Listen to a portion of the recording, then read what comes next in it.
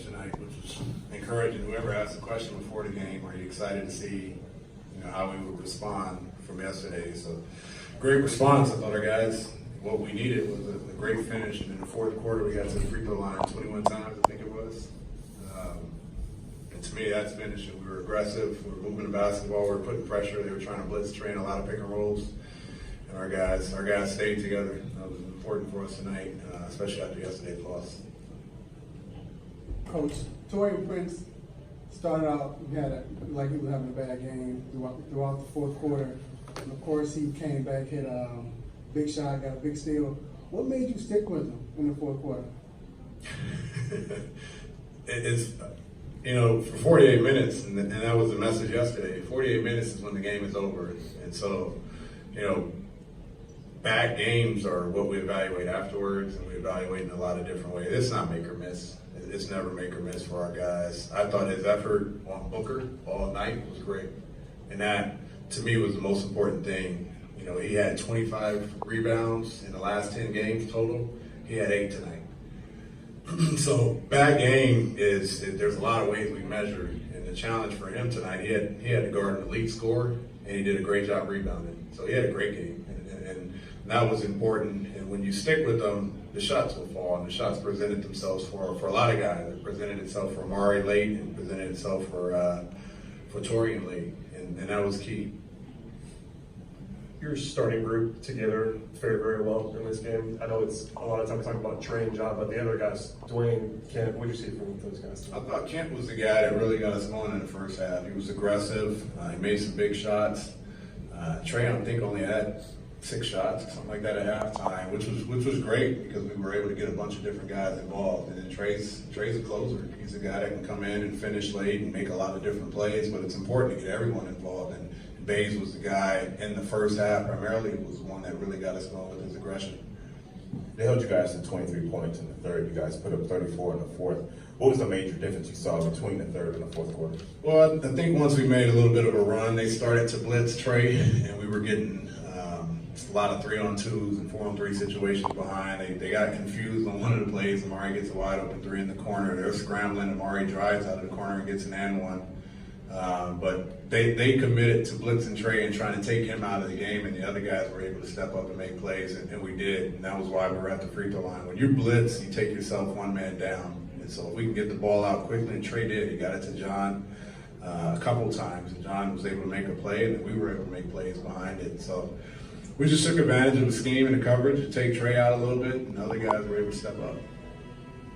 Dwayne had 6 blocks tonight. How important do you think his defensive effort was as far as the overall team defensive effort? Yeah, I thought our guys were scrambling, and you see Dre and TP guarding Booker and chasing them around, and Tyler Johnson's getting hot, and Trey's got to get up, and we're in a lot of blitzes.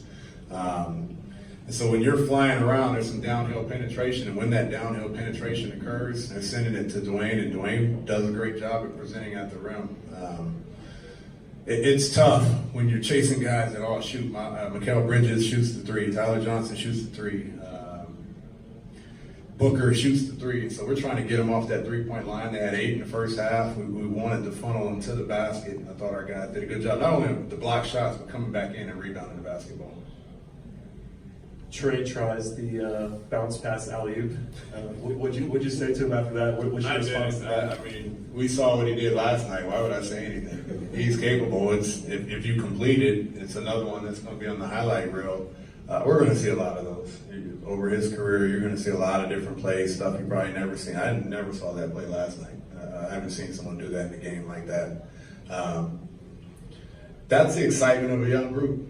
We got a young, crafty point guard. We have a bouncy 4-man. We have a bunch of shooters. And that's why people like coming to our games and watching this group grow, because there is a lot of excitement. And you complete that play, and it's all over again. You see another highlight for Trey, and everyone is oohing and on, and it's still 2 points, but we like it. It energizes our group. Coach, you spoke on Devin Booker being an elite scorer. Doesn't get any easier. Next game, James Harden, Chris Paul. What would your message be to the team defensively going up against that backcourt? We have a day off tomorrow. You want me to start talking about James Harden right now? I think the biggest thing is we all know how special James is. We know how special that team is with CP and Harden. And I've said it a number of times this year. Every game we play, it's difficult to win in the NBA, and every player has a unique and special talent. This kid, James, is the most unique player in the NBA. His ability to get to the foul line, to shoot the three, to create for other guys. He can score at every stage and every part of the floor. And so we're going to need the same effort we had in both games this weekend. We're going to need the discipline to play against a guy like James, against a guy like CP. But we also have to make them work. They have to chase us. They have to defend us. Our best defense can be our offense, and we'll use that as much as we can. Good.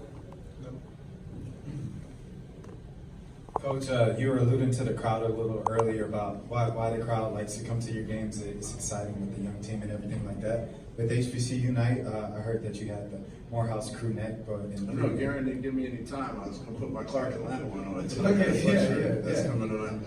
No, I mean, I know what this city is about. I'm from California, and being in the South, it's a little different when you grow up in California. There's no HBCUs in California. One of my high school buddies, coming out of when we graduated, his parents, he went to Tuskegee. I drove with him cross country to get him into Tuskegee, way in the woods. But I was excited for him going to an HBCU from California and first time experiencing this part of the country and the HBCU culture, and just being over there for a couple of days. And it's important for me. I'm still curious about it. I'm in the bookstore at Morehouse yesterday and in the bookstore at Clark Atlanta yesterday buying sweatshirts. And I'm listening to some of the conversations about the difference of going to an HBCU versus, traditional public school. And that was always the intrigue coming from California. What would it have been like to go to Howard, to go to Morehouse, to go to one of the HBCUs? And so because I never did, I just love sharing and hearing about other people's stories. So it was important. I appreciate that the Hawks did this. I think it's a cool event, especially here in Atlanta. So I wanted to partake in a little bit of it.